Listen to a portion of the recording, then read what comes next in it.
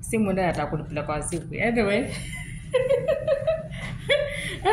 Amjamboni, Ramadhani na wapelekaje hapo? Asalamu alaykum Waislamu. Bwana asifiwe wala Wakristo. Hamjamboni kila mtu mahali alipo. Natumai kila mtu yuko salama mahali alipo na tuko wazima.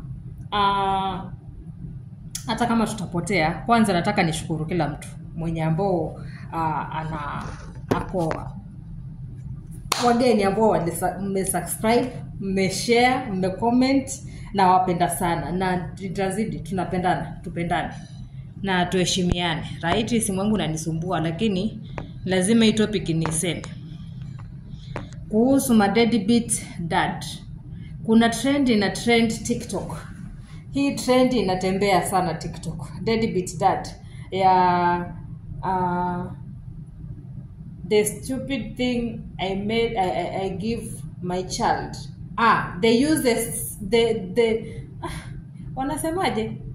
Useless thing I give my child. Useless thing I give my child. Hey, useless thing sasa. Wacha tuongee kuhusu hawa kina baba ambao ni wakuzalisha na kukimbia. That's why wanawake wameleta hiyo trend TikTok. Kupost mabwana ama wanaume waliowazalisha. Tumeelewana. Mimi ni kusema pengine msichana alikoko yuko naive, kasichana kalikoko ni kadogo, si makosa yake.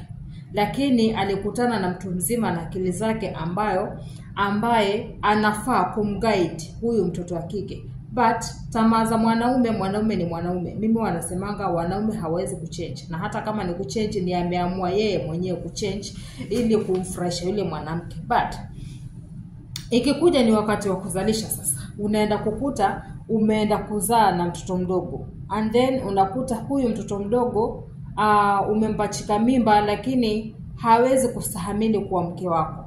Unataka mtu ambaye yuko mature kwa sababu wanawake ambao ni wadogo akili zao bado ni ndogo.